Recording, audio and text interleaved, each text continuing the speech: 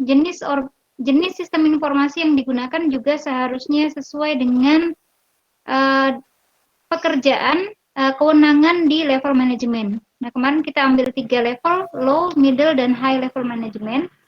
Dan di high level management, kita kenal yang disebut sebagai decision support system. DSS. Jadi decision support system ini merupakan jenis sistem informasi yang fungsi utamanya adalah menyediakan saran untuk pengambilan kebijakan. Jadi pengambilan keputusan ini oleh high level management itu dibantu dengan DSS, salah satunya dengan DSS. Nah, perbedaan MIS dengan DSS adalah di MIS ini kan fungsi utamanya kemarin adalah menghasilkan laporan ya. Tetapi kalau DSS bukan hanya laporan yang ditampilkan oleh sistem, tapi sudah berupa saran penyelesaian masalah. Jadi nanti antarmukanya atau tampilan dari sistem adalah si manajer akan memasukkan masalah-masalah atau menanyakan terjadi permasalahan ini. Kemudian nanti sistemnya akan bekerja dengan algoritmanya menyarankan alternatif penyelesaian masalah terhadap input yang diberikan oleh manajer. Kalau gue dulu gue absen sih, Pan. Jadi itu ya perbedaan antara MIS dan DSS. Jadi kalau boleh sih sebenarnya menggunakan MIS saja untuk menghasilkan keputusan, tetapi si manajer itu masih harus bekerja keras untuk mencerna ya atau menginterpretasikan hasil laporan tersebut. Ya, kalau sudah pakai DSS itu sudah bentuknya tampilannya adalah saran penyelesaian masalah. Sekali lagi saran penyelesaian masalah artinya si manajer itu boleh saja tidak mengambil keputusan sesuai dengan saran dari komputer atau dia boleh mengambil salah satunya saja gitu. Nah, yang harus digarisbawahi di sini adalah DSS tidak digunakan untuk menggantikan manajer. Ikut sosialisasi sekali. Makasih. Seperti yang kita ketahui bahwa sistem komputer itu kan bekerjanya secara hitam putih ya, true or false. Berdasarkan data dan fakta yang dimasukkan ke dalamnya. Berdasarkan algoritma yang sudah pasti gitu. Nah, true or false-nya itu kan tergantung dari programmer. Programmer akan memberikan nilai apakah sebuah pernyataan itu true atau false. Nanti pernyataan-pernyataan ya dengan algoritma tertentu tentu saja itu akan digabungkan, nanti hasilnya kesimpulan. Nah, artinya komputer itu bekerjanya hanya seperti itu. Faktanya apa, algoritmanya apa, maka kesimpulannya atau sarannya itu berdasarkan fakta dan algoritma yang diimplementasikan. Nah, si manajer karena organisasi pasti berhubungan dengan manusia ya, harus memiliki kemampuan untuk menimbang manakah alternatif yang terbaik dari saran atau dari alternatif yang disarankan oleh komputer. Tentu saja sarannya ini yang tidak bisa yang tidak bisa diakomodir oleh sistem komputer tadi. Misalnya sisi kemanusiaan, sisi sosial atau pertimbangan-pertimbangan yang lain. Jadi sekali lagi DSS bukan untuk menggantikan manajer dan tidak semua orang itu bisa menjadi manajer ya, walaupun sudah punya DSS yang canggih, seorang pemula ya tidak cukup pengetahuannya walaupun digabungkan dengan DSS untuk menjadi seorang manajer karena pengalaman dan pengalaman untuk memanajemen seseorang itu butuh waktu dan kemampuan sendiri ya. Tapi sekali lagi DSS ini bisa membantu banyak tugas dari manajer untuk pengambilan keputusan. Nah, membantunya ini seperti ini. Jadi kalau ada permasalahan, kemudian manajer harus menentukan sikap A, sikap B, atau sikap C, Nah, dengan DSS, manajer itu tidak usah pusing lagi mengenai data dan informasi yang menunjang sikap A, sikap B, atau sikap C tersebut. Jadi sudah serahkan saja pada komputer, karena komputer ini sudah menyimpan data dengan valid, dengan benar. Kemudian karena datanya didapatkan secara valid dengan benar, dengan lengkap, maka informasi yang dihasilkan oleh komputer itu dapat diyakini valid. Jadi hal-hal kecil itu tidak usah lagi dipusingkan atau dipikirkan oleh manajer gitu. Jadi ini dapatnya dari mana? Kenapa keputusannya A? Kenapa alternatifnya B? Kenapa alternatifnya C? Itu si manajer itu tidak perlu pusing ke sana. Jadi dia harusnya lebih fokus kepada konsekuensi dari kebijakan yang dia ambil. Misalnya, kalau manajer akan mengambil alternatif A, nanti konsekuensinya apa? Untuk organisasi tentu saja. Kemudian demikian juga kalau dia mengambil mengambil alternatif B, konsekuensinya apa, dan seterusnya. Jadi dengan DSS, ini lebih menunjang ya, memperbaiki kinerja dari manajer dalam menyelesaikan permasalahan. Nah, karena canggihnya DSS ini, maka tidak semua organisasi memiliki sumber daya untuk memiliki DSS. Jadi biasanya organisasi yang sudah kuat modalnya, kemudian atau organisasi yang memang bergerak di bidang teknologi informasi ya. Kalau organisasinya itu khusus ke bidang teknologi informasi, biasanya inovasi-inovasi salah satunya DSS itu banyak dikembangkan gitu.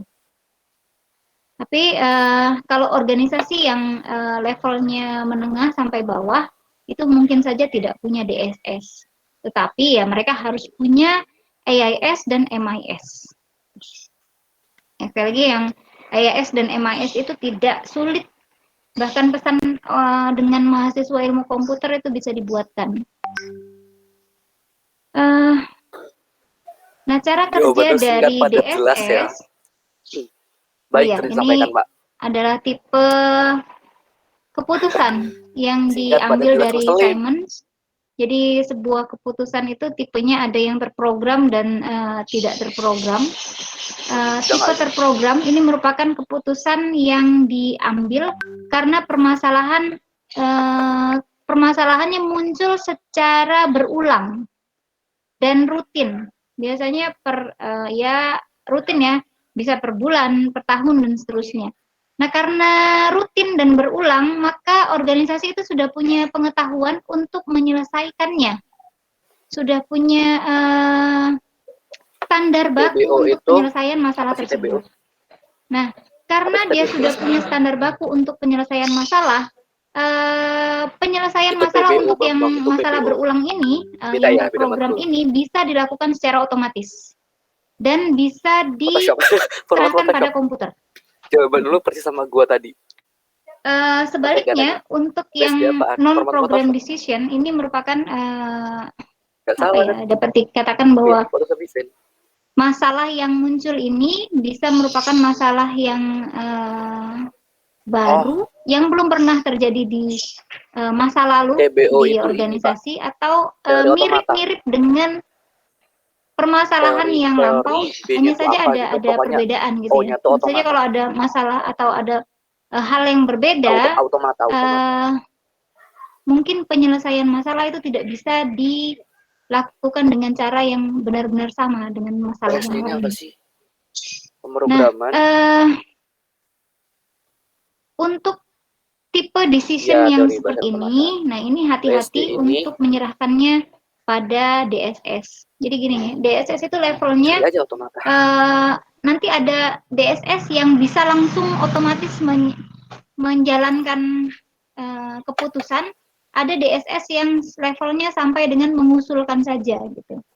Ya kalau yang langsung menjalankan keputusan otomatis itu bisa untuk permasalahan yang tipenya terprogram. 33. Nah, ini adalah fase-fase untuk Gua ajakin Bang penyelesaian Nopal aja. masalah dan diimplementasikan untuk DSS. Sepertinya. Selain DSS ya, secara tidak langsung kita dalam Sepertinya menyelesaikan ngajakin Bang Nopal masalah seru. sehari-hari pun menerapkan ini ya. Tahap yang pertama adalah tahap intelligence. Tahap ini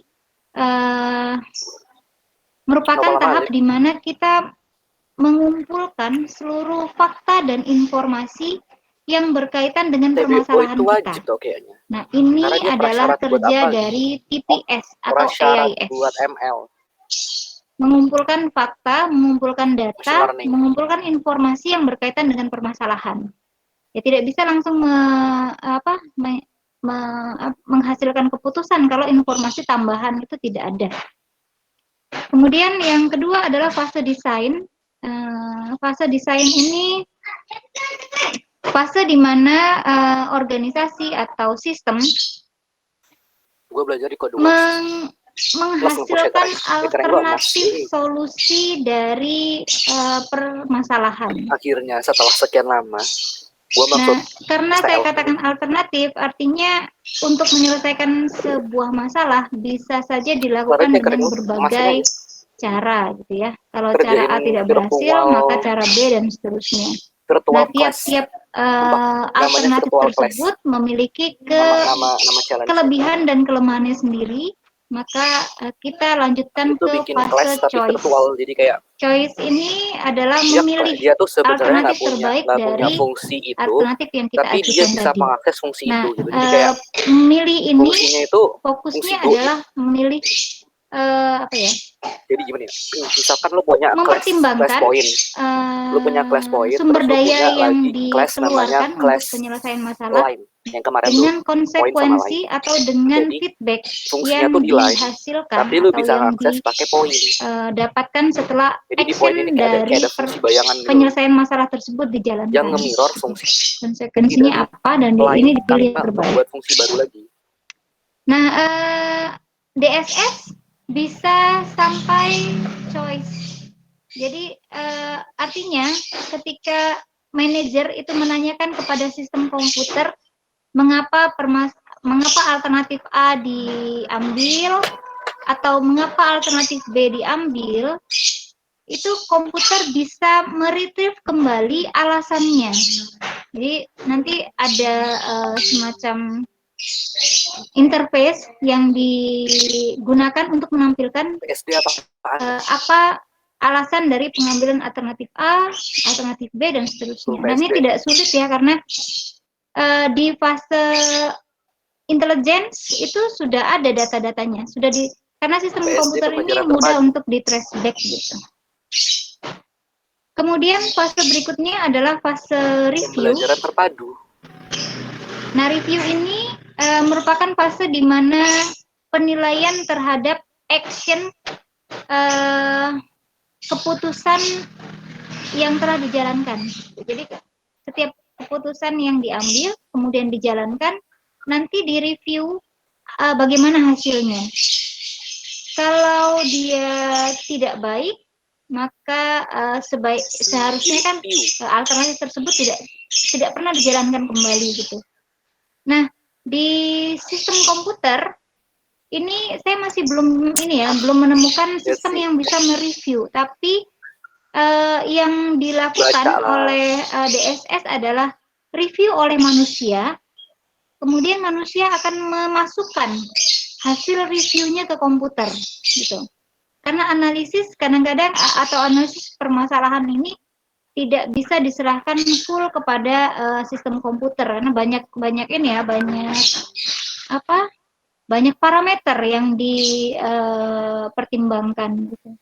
Jadi reviewnya tetap oleh manusia, nanti hasil reviewnya itu dimasukkan lagi ke komputer sebagai dasar knowledge atau knowledge base. Wajib ikut nggak? Jadi kalau ada setiap pembelajaran baru, nanti komputer akan semakin kaya. Menyimpulkan. Tapi tetap tahu kalau walaupun nanti hasil review ini bisa digunakan oleh komputer Ya, untuk enggak lagi. menyelesaikan permasalahan di masa yang Beda. akan datang. Nah, Gue jawabnya simpel aja. Ya kalau lu kemampuan puas nilai dari maksimal sistem 70 ya komputer, nggak usah ikut. terutama untuk DSS untuk Tapi kalau mau nilai full melakukan ya ini, ikut. itu Udah. melibatkan hal yang kita sebut sebagai Singkat padat AI jelas. atau Artificial Intelligence. Nanti kita sambung atau kita singgung Kalau di lu belakang. puas nilainya 70, ya udah.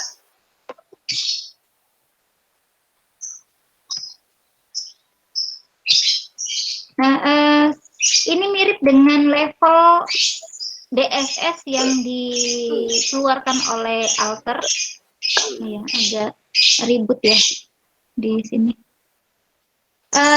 Levelnya ini dari yang paling bawah.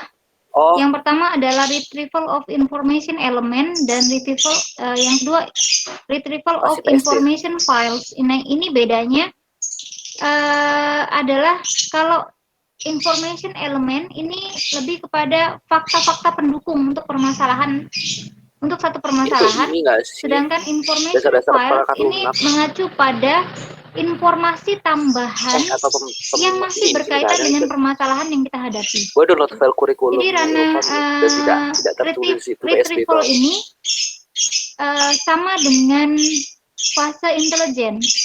Komputer arsitektur. Ada matkul PKI, Pak. Masih Penjaminan dan sama keamanan dengan fase informasi. intelligence oleh Simon tadi, dan ini bisa ditangani oleh AIS atau TPS. Nah, kemudian berikutnya ada menghasilkan report dari berbagai file. Nah, ini artinya hasil atau kemampuan dari MIS. Jadi DSS level dari DSS itu ya dimulai dari TPS. Oh, ada nih. Bagaimana kita menghasilkan keputusan kalau datanya nggak ada gitu ya. Jadi sekali lagi TPS itu walaupun mudah dia penting sekali untuk algoritma seperti ini. Semester 5. Oke, itu ada report tugas dari MIS. Berikutnya ada estimation of decision consequences. Nah, ini yang belum bisa dimiliki oleh MIS. Sudah level udah DSS murni lah istilahnya gitu. Kemudian propose decision, mengusulkan keputusan, alternatif keputusan. Dan yang paling tinggi dan harus berhati-hati adalah make decision.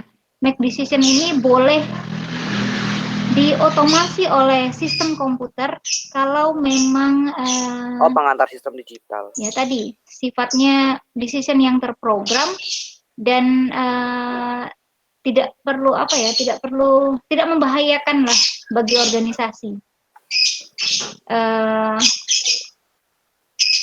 Make decision ini mungkin banyaknya itu dipakai di organisasi manufacture ya, yang bisa diotomasi gitu. Jadi kalau ada atau nanti di contoh-contoh lain kita akan lihat bagaimana sih make decision ini kok bisa diserahkan kepada sistem komputer.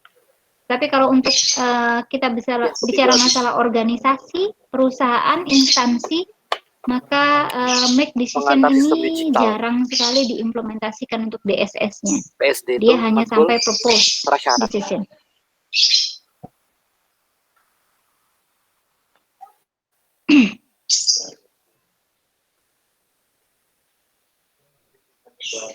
Nah, ini adalah model dari DSS. Masih nyambung atau masih berkesinambungan dengan model TPS yang awal sekali kita jelaskan. Kemudian nyambung juga dengan MIS. Dan tambahan DSS-nya itu ada pada GDSS software dan yang lain di atasnya, informasi untuk penyelesaian masalah grup atau untuk informasi untuk penyelesaian masalah AKM 1000 organisasi. 150 keyboard 159. MIS itu ranahnya ada di sekitar database, report writing software, dan mathematical model. Mathematical model ini digunakan untuk apa oleh MIS? Ada yang tahu? Apa namanya? Aduh, gue lupa. Mathematical model, kayaknya. Itu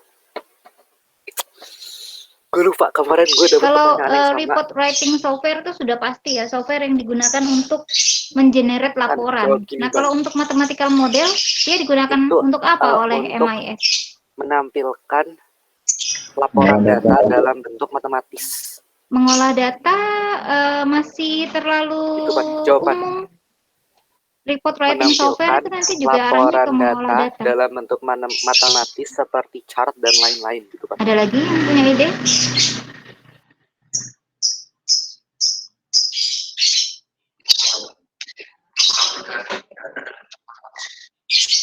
Untuk menampilkan data dalam bentuk matematis.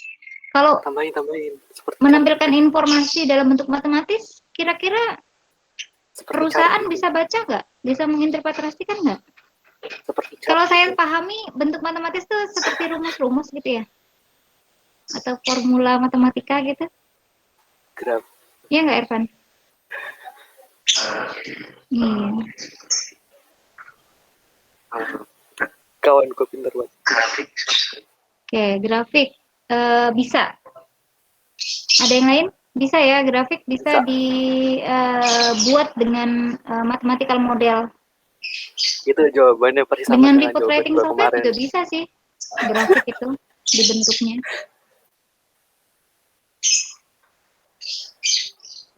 Oke, yang utamanya mathematical model itu digunakan oleh MIS untuk memprediksi. Kalau kalian sudah punya rumus tadi yang seperti dikatakan oleh Evan, rumus itu untuk merepresentasikan data dan informasi di masa yang lalu, maka dengan rumus tersebut juga dapat dibuat perkiraan informasi atau data yang bisa muncul di masa yang akan datang. Jadi dengan perkiraan-perkiraan ini, pihak manajemen itu lebih mudah untuk menyelesaikan masalah ya, untuk mengantisipasi permasalahan dan seterusnya. Jadi fokus atau fungsi utama dari mathematical model itu seperti itu, untuk memprediksi, menghasilkan informasi, data atau informasi prediksi di masa yang akan datang. Masih MIS ini. Kemudian yang DSS itu ada GDSS. GDSS itu adalah Group Decision Support System. Group Decision Support System ini merupakan DSS yang dipakai untuk area fungsional tertentu di manajemen.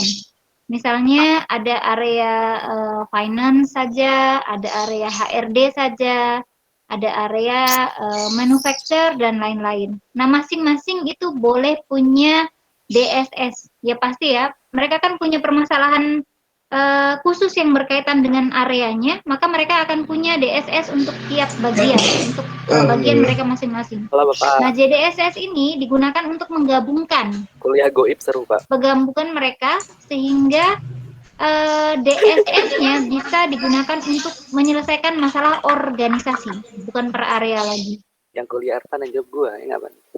Nah, JDSS ini digunakan untuk individual problem solver. Individual ini bukan perorangan, tapi lebih pada per area fungsional ya, karena organisasi itu kita tidak bicara masalah pribadi atau perorangan, tapi area fungsional atau bagian tertentu di organisasi.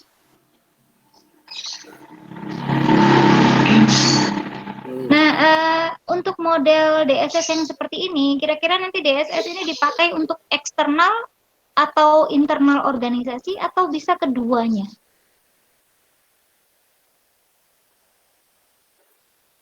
Apa pertanyaan apa? Untuk model DSS yang seperti ini, DSS itu kira-kira digunakan oleh internal organisasi kah? Atau oleh eksternal organisasi atau bisa digunakan oleh keduanya? Kalau menurut saya sih internal aja, karena hubungannya ke pengambilan keputusan untuk organisasi. Kalau MIS kemarin fokusnya di internal organisasi, karena dia digunakan untuk mengontrol dan melaporkan ya.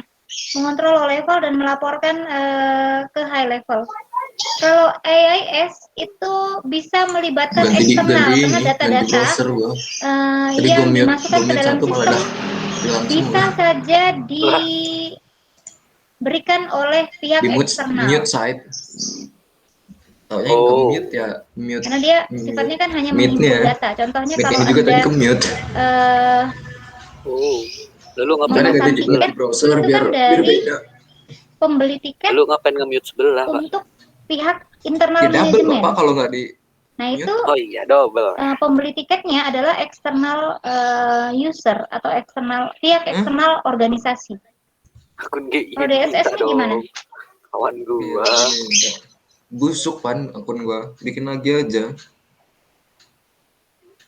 Iya.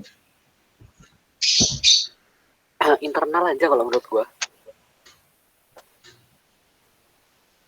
Pertanyaannya apa sih? Oke, nanti Anda jawab menggunakan kuis ya. Saya berikan kuis, Anda masukkan jawaban Anda. Kalau menunggu jawaban dari salah satu teman Anda, nanti yang mikir cuma satu, yang lainnya santai aja nih kayaknya. Saya setuju dengan Ibu. Saya sangat mendukung keputusan Ibu. Tapi TBO bukan prasyarat, Pak. Baik. Kemudian yang utama di DSS, tadi saya sudah menyinggung bahwa supaya DSS itu memiliki kemampuan yang secanggih itu, kalau saya katakan secanggih itu ya, maka DSS harus dibarengi dengan implementasi dari AI atau Artificial Intelligence. Artificial Intelligence merupakan bidang ilmu komputer. Nah, ini bidang ilmu komputer yang membuat komputer atau memungkinkan komputer memiliki kecerdasan seperti manusia. Sekali lagi, supaya sistem komputernya memiliki kecerdasan seperti manusia. Epic Games sudah beda yang ya, walaupun komputernya sudah cerdas, harusnya manusianya lebih cerdas lagi gitu ya. Bukan cerdas untuk memakai saja, tapi yang membuat sistemnya menjadi cerdas seperti dia. Nah, cerdasnya itu bagaimana? Minggu kemarin kan kontrol. Utamanya ini ya, dari sisi cara berpikir manusia. Apapun itu seperti mencontek cara berpikirnya manusia. Nah, bidang-bidang dari AI itu banyak kalau sekali. Kecil hayu aja. Jadi kalau Anda katakan AI, maka AI itu luas. Overcook. AI yang paling banyak dikembangkan adalah dalam area kok gue yang di sekarang sih ada hal-hal itu apa? Ada dua. Yang paling mudah dibuat adalah AI yang berjenis ekosistem, sistem pakar. Basisnya rule. Kuota gue tinggal 18, tinggal 13. Skripsi mahasiswa Ilkom itu sudah banyak yang merambah ke arah expert sistem pakar. Kalau kalian cari ada kakak tingkat kalian itu sudah ada yang membuat sistem pakar tanaman padi, sistem pakar tanaman kopi, kemudian sistem pakar apalagi dan seterusnya. Banyak yang sudah buat. Bukan artinya saya mengatakan bahwa skripsi mereka mudah ya, tapi ini adalah yang paling terjangkau untuk mahasiswa ilmu komputer. Kemudian, jadi sistem pakar ini merupakan area AI yang memungkinkan sistem komputer memiliki kemampuan atau kepakaran di bidang tertentu. Karena sistem pakar, dia pakarnya di bidang satu bidang tertentu saja ya. Tadi seperti saya katakan ada sistem pakar tanaman padi, maka mengambil ahlinya adalah ahli tanaman padi. Tanaman kopi juga berbeda. Nah, itu tidak bisa dibandingkan antara tanaman padi dengan tanaman kopi karena mereka memiliki keahlian atau expertise yang berbeda juga. Struktur masuk antar.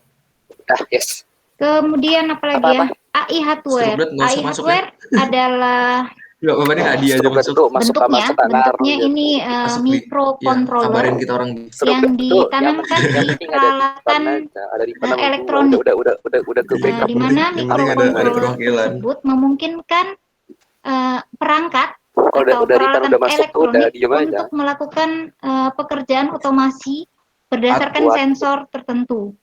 Contohnya di apa ya, sensor yang ada di Gua AC, i7 4600. air conditioner itu.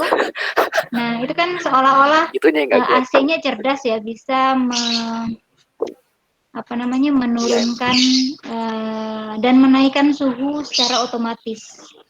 Ya, sebenarnya kalau diteliti kembali, sensor yang digunakan adalah sensor panas. Jadi semakin banyak orang di dalam satu ruangan, 32. itu kan biasanya Tetap aja Pak, suhu lumayan. ruangannya akan Sekalian aja meningkat. Nah, 32.000 sensor mah yang beli Among seperti Us. ini atau suhu ini Iya. akan ditangkap oleh Beli sensor Among Us yang di panasnya, Steam. kemudian Remote-nya, sensor main panasnya mode-nya. akan mengirim perintah Among Us yang di ke Steam. microcontroller Jangan yang untuk di Epic. Yang di Epic kan membuat nggak ada nggak mod. bisa suhunya di-mod. ini lebih stabil, yaitu dengan cara menurunkan suhu. Modnya dan dari Steam seterusnya. Workshop kan. Iya. Ada lagi contoh yang lain yang cerdas-cerdas ini? AI hardware. AI hardware. VR bu, VR. Pernah dengar Nggak mungkin? tahu. Kemarin gue jawab VR Pak masalahnya Pak. Bener kata ibunya. Udah tuh. Pokoknya kalau sepanjang matkul ini Arpan ngejawab itu ada dua kemungkinan ya, antara dia ngejawab atau gue ngejawab. IoT itu kayaknya bukan AI Pak. Enggak selalu AI lah IoT. IoT yang mana? Internet of Things itu. IoT itu banyak banget loh. IoT implementasinya. Tapi nanti gini, ada IoT yang nanti bisa ke perceptive system, ada IoT yang ke AI hardware. Nah, makanya saya tanya IoT yang mana. Tapi kalau dikatakan apakah IoT masuk ke AI, iya, dia masuk ke itu. IoT, Masuk Internet of Things. IoT yang AI. Contohnya apa? IoT untuk apa? Banyak. Ya, AR nggak sih?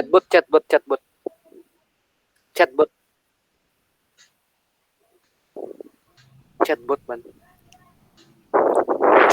Google Assistant masa itu IoT sih? AR udah ya. Chatbot.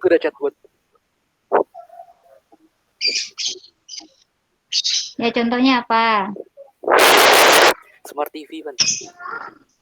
Google Assistant yang mana? Yang gimana nih? Smart TV bisa pakai Google Assistant, Google Smart TV, Smart Home. Smart Home pakai voice recognition kan? Google Home Pak, namanya Google Home itu namanya. Ada yang pernah melihat smart room, smart apa ya? Smart house. Jawaban gue tuh bener loh. Pernah nonton mungkin di YouTube. Nah, Bu. Ini yang paling mudah tuh misalnya deteksi ruangan, bisa mendeteksi apakah di situ ada orang atau tidak. Kalau ada orang maka lampunya dinyalakan otomatis. Ada ya? Motion sensor. Terus apa lagi ya? Mengontrol alarm rumah dari jarak jauh, mematikan listrik dari jarak jauh. Nah, itu IoT juga sih. Saya nggak tahu ya kalau Google Assistant itu untuk apa ya? Google Assistant itu untuk peralatan untuk memasukkan perintahnya atau menjalankan perintahnya atau gimana gitu.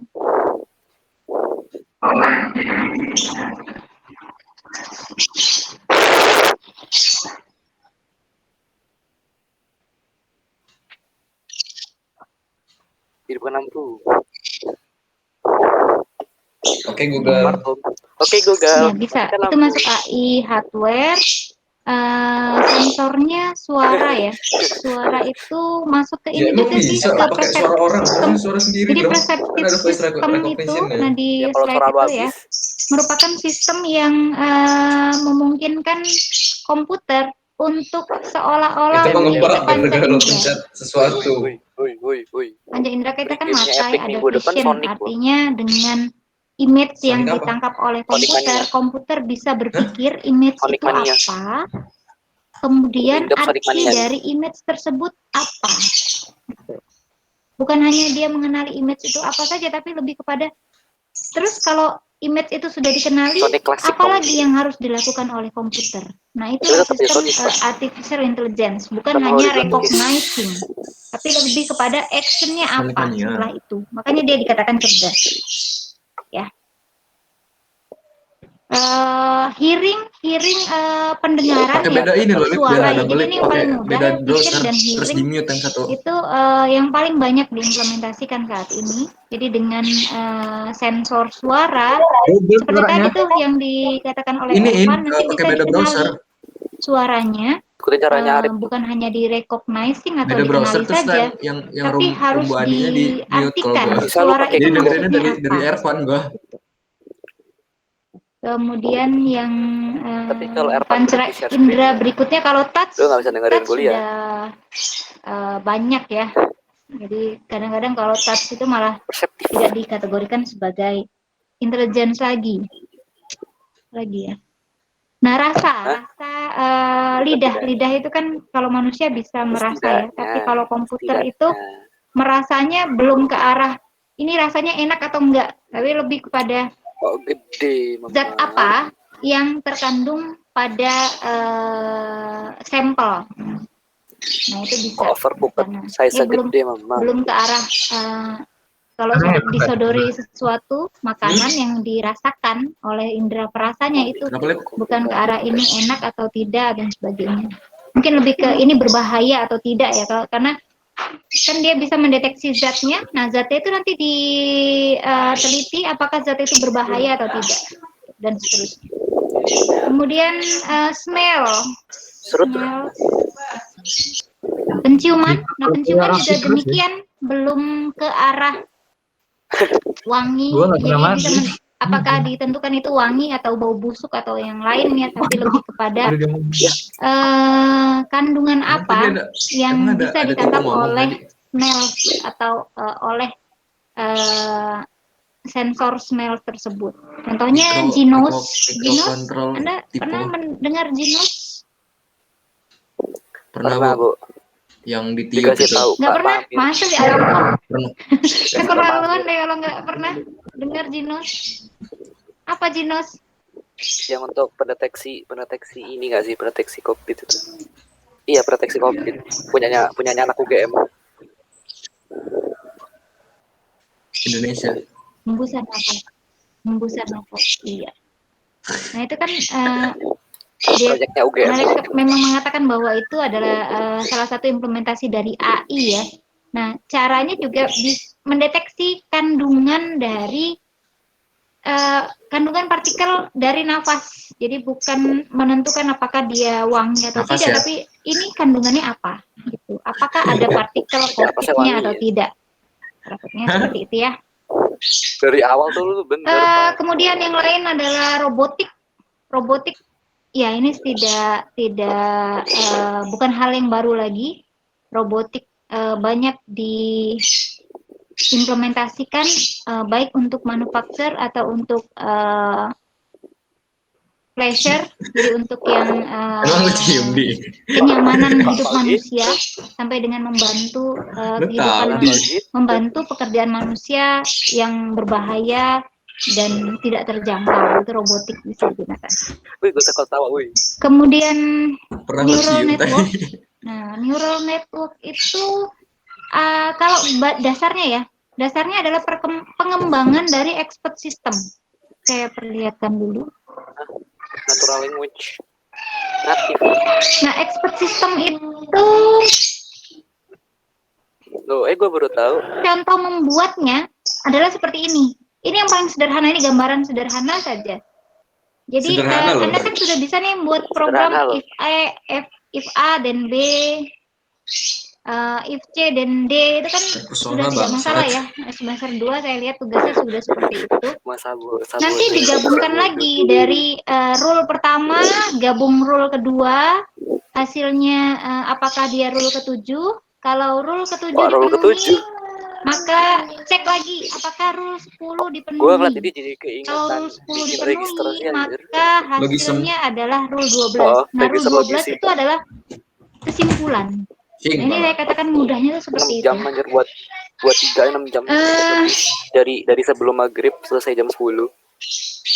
Rule 12 nanti antar muka dari expert system itu digambarkan seperti ini. Gue aja itu aja gue nyontek dari Jadi GitHub si orang kok.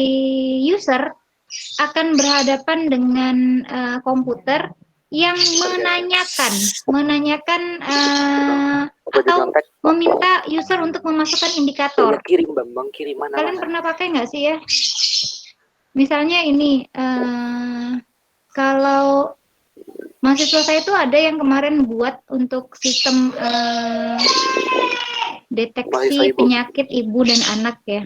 Jadi user interface-nya itu ditanya Aduh, dulu, aku nggak punya keluarga, apakah Anda nggak punya demam? keluarga, nggak punya. Sistemnya nanya seperti itu. Nggak Nanti punya keluarga usernya akan sendiri. jawab ya atau tidak.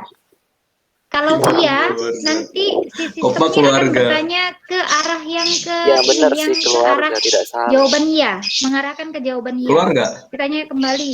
Kalau Keluar. dia demam berarti tanya lagi apakah misalnya apakah apa ya, saya lupa sih. Kalau Apa ya, penyakit Bu? anak itu demam, apakah lemah, letih, lesu gitu ya. Kalau tidak, Lolo. tanya lagi, apakah mata merah? Kan berbeda tuh. Lemah letih lesu lolo. Dia demam, tapi tidak lolo. letih lesu. Mungkin dia sudah dipikirkan, dia Tanggal berapa, bukan ke arah penyakit yang dia duga pertamanya gitu. Jadi dia tanya yang 10 lain, hari misalnya, doang anjir. apakah matanya merah? Di apa seru hunting saat ini? Kalau iya, berarti nanti tanyanya ke arah yang menjurus ke mata merah tersebut. Ah, iya. Apakah mata 17. beletan ya? 18. Apakah banyak kotoran mata di pagi hari dan seterusnya. Kalau dijawab iya lagi, nanti si sistem komputer akan mengeluarkan kesimpulan. Jadi kesimpulannya gini bahasanya. Kemungkinan Anda menderita cara ngeklaim konjungtivitas. Discord yang dari Epic gimana sih? Konjungtivitas itu penyakit mata ya. Saya juga baru tahu setelah mereka Gue udah membuatnya. klaim yang dari di Epicnya. Cuma cara makainya gimana? Ya, Kode vouchernya kan dikirim kemana ini gitu? sistem komputer kan hanya memperkirakan. Anda diperkirakan tahu. menderita Itu penyakit sistemnya ini. pakai kode random apa gimana? Langkah yang Anda harus lakukan adalah seperti ini. Untuk lebih lanjut, silakan hubungi dokter. Gitu kalau sistem komputer tuh. Dia tidak bisa dia menentukan, oh Anda pasti sakit mata, Anda pasti radang mata dan Habis cuma seterusnya. Itu satu. tidak bisa seperti itu. Ada juga sih sistem pakar yang menggunakan nilai prosentase. Jadi misalnya Anda diperkirakan menderita konjungtivitas karena gejalanya mirip 90%. Anda menderita ini karena gejalanya mirip 70% dan seterusnya. Hah? Bos sudah pindah hari ini? Sekali lagi ini bentuk dari ya DSS ya, bisa memberikan alternatif tugas saja keputusan tadi sama itu. aja. Jadi kalau ditanya kembali apakah mengapa dia dikatakan 90% menderita, nanti sistem komputernya bisa memberikan jawaban. Ini karena Anda begini dari gejala yang dimasukkan tadi. Udah dijelasin juga tetap banyak. Nah, ini adalah sistem pakar. Siapa? Nah, neural network cuma kalau mau banyak-banyakan nanya tuh samping Bu Ani tuh. Neural network ini merupakan pengembangan dari rule base yang bentuknya hampir sudah tidak bisa ditelusuri kembali ya, tidak bisa ditelusuri lagi. Itu arahnya kemana-mana gitu. Ini kan ini contoh dari sistem saraf manusia. Dikit-dikit. Nah, kalau saya Bang, izin bertanya Bang. Bercanda itu saya bilang kalau belajar jaringan saraf buatan bisa kena gangguan saraf beneran gitu. Karena saking rumitnya yang dibuat. Nah ini ya tentu bukan manusia atau bukan programmer nih yang Iya, gue penasaran. membuat satu persatu Kayak rule-nya Dalopes ini, gitu tapi kan. sudah Semuanya menggunakan Dalopes. Ini ntar kayaknya bahasa semuanya ada pemrograman yang ROS-nya khusus deh. untuk neural network. Nah ini kalau gambar dari neural Ya, rule cowok base beda gitu dengan neural konsepnya. networknya itu Tapi ya bisa sudah jadi loh. seperti ini. Ini baru 3 Gimana kita layer bisa ya. mencari hal itu? Belum nanti rule-nya nambah lagi, nah itu garisnya tambah ribet lagi. Nama Makanya emak ngeliatnya di mana dikatakan biasanya? sebagai jaringan saraf NSN. karena saking rumitnya. Tapi itu harus tahu nama emak. Lihat Apa? kakaknya.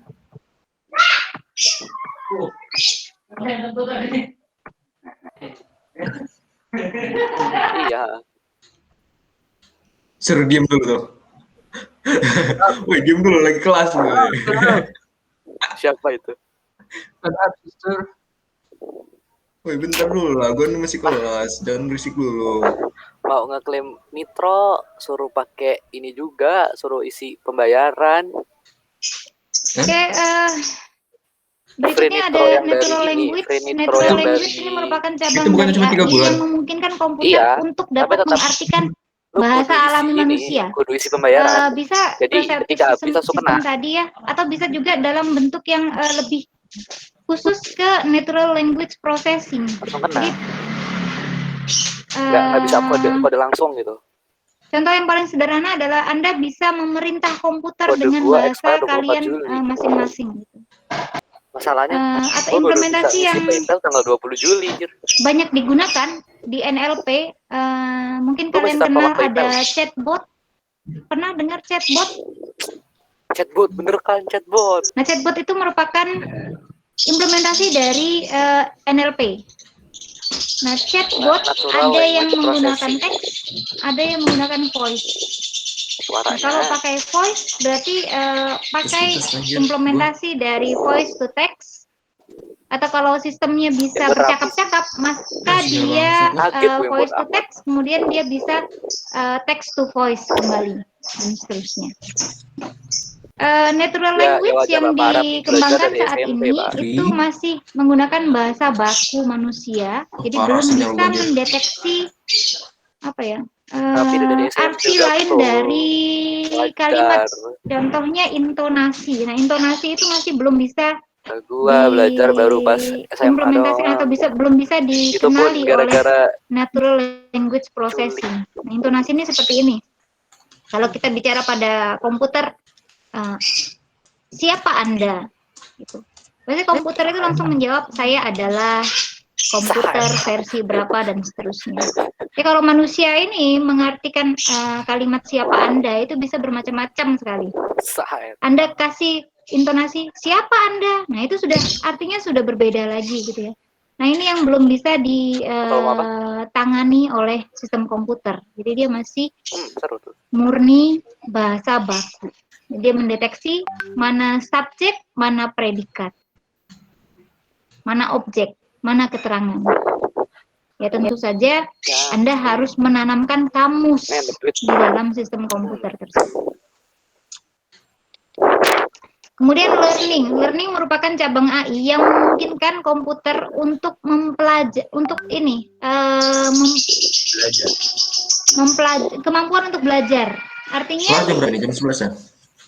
Anda mungkin atau pemrogram mungkin akan menanamkan 50 rule saja di dalam sistem komputer, tetapi dengan seiring waktu komputer itu bisa meningkatkan kemampuannya atau menambah database-nya otomatis.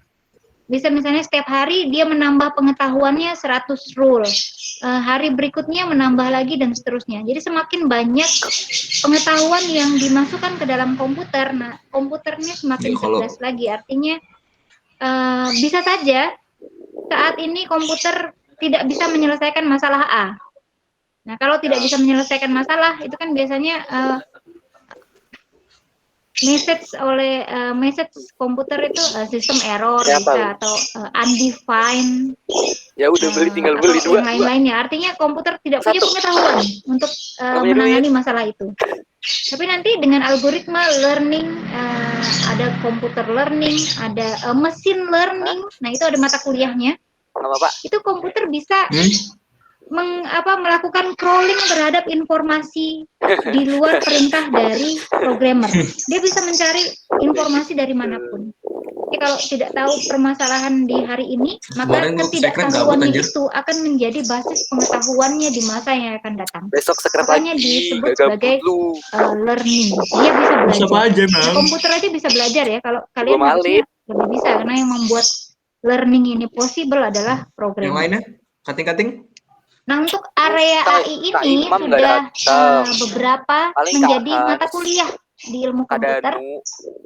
Tadi ada yang Hanif? saya sebut sebagai machine learning. Hanif kayaknya datang sih. Biasa datang. Kemudian, nah machine learning Dwi? itu dasarnya adalah matematika dan algoritma. Dari kemarin gila. kemudian. Sabtu, Iya, Jumat, tadi kemarin. gua Jadi Kamis dengan mana alasan ada. ini, maka kalian memang dijejali Gua tadi oleh pagi. konsep-konsep matematika di awal-awal semester ya. Jadi itu adalah Makin kenceng ya takdir gue rasa kalian. suara burungnya. Kemudian Sepertinya ada mata kuliah sistem pakar, Semakin sih. robotik juga ada,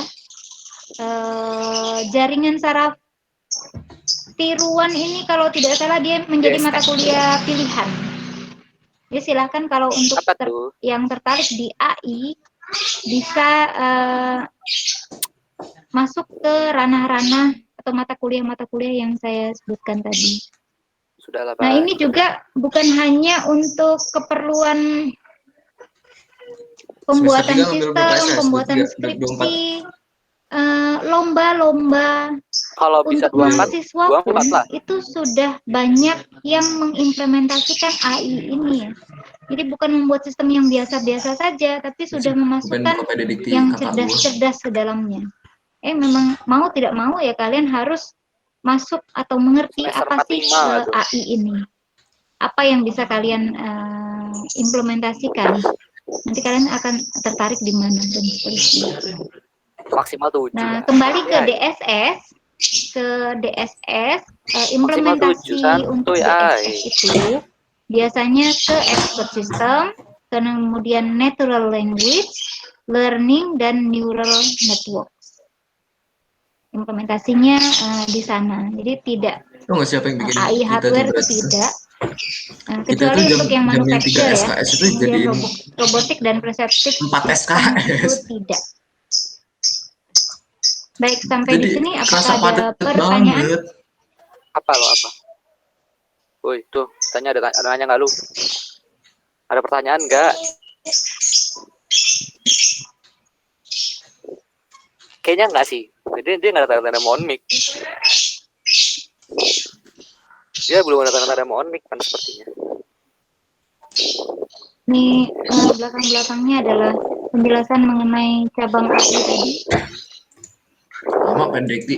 Saya rasa silakan dipelajari sendiri karena kita fokusnya ke DSS-nya, bukan AI-nya. AI sendiri nanti ada mata kuliahnya ya.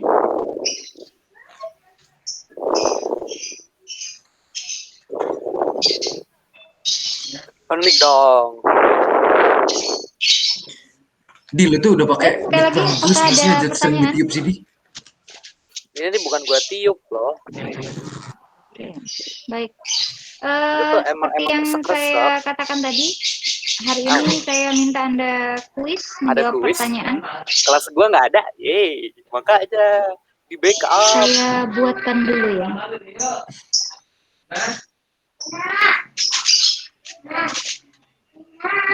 Ya, tuh bersyukur. Ada yang nge-backup itu bersyukur. On cam nggak ya? Nggak lah, males.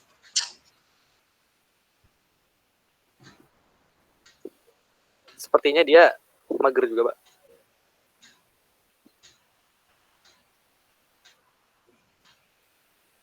Kayaknya dia lagi apa ya? Tidak sih. Suji.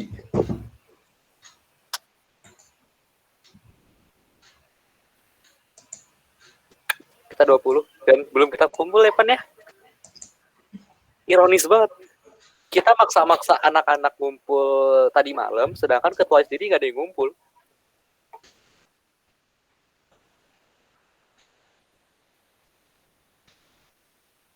Apa? Lu pakai ngejelasin algoritma dulu tah? Gua ngikutin alur materi bapaknya itu si apa itu efektif efisien. Tau gak sih bapak itu tadi gue lagi enak-enak ngomong dipotong anjir.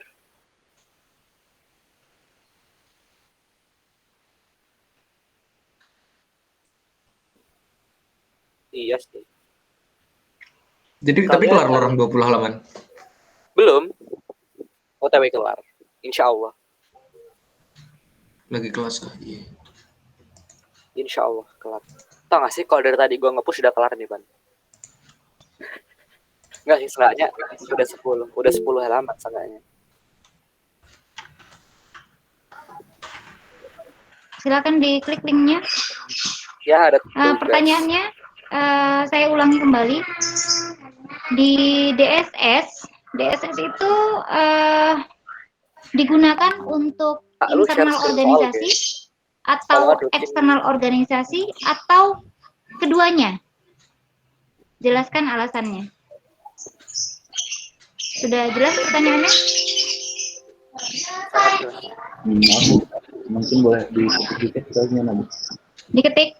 Nanti kalau saya ketik, Anda cari di ini, di oh iya ya juga. langsung search di Google lagi.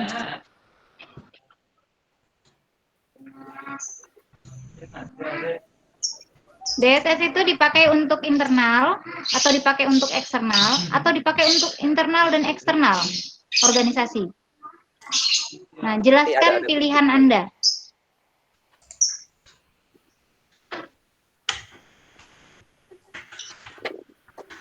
Diketik kan? Ya diketik lah jawabannya. Itu yang nggak boleh diketik itu Baik, ininya selanjutnya soalnya. yang sudah menjawab kelas A boleh leave meeting. Kelas B tinggal dulu untuk saya screenshot daftar kehadirannya untuk mencocokkan daftar kehadiran.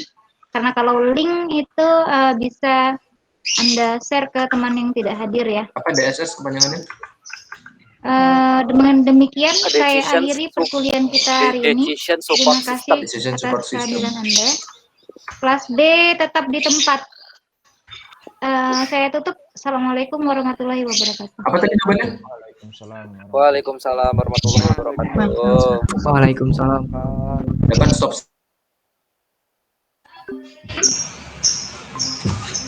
Udah situ aja loh. Bagi link.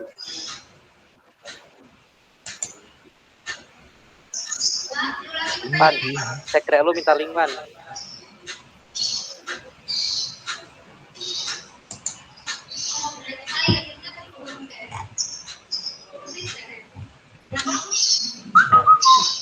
Apa tadi pertanyaannya, Aska? Ini link kuis. Udah. Tadi jawabannya untuk internal apa eksternal? Internal lah. Internal lah, karena dia dipakai untuk mengambil keputusan. Kalau eksternal yang mana? juga nggak sih? Tergantung sih. Ini kalau penjelasan ibunya kemarin di kelas gua, ya walaupun nggak banget, tapi itu kayak itu tuh tergantung di mana dia diterapkan gitu. Kayak kalau misal lu organisasi, dengerin dulu. Kalau misalkan dia organisasi sejenis kayak BMKG gitu ya, maka dia DSS itu internal eksternal, karena internalnya itu kayak untuk mutusin bahwa ini bahaya enggak, eksternalnya adalah untuk nge-alert warga bahwa itu udah terjadi kondisi bahaya. Tapi kalau sayangnya iya. Terus tapi kalau organisasinya yang sejenis kayak perusahaan-perusahaan gitu, dia lebih ke internal doang, karena eksternal nggak ada urusannya sama keputusan dari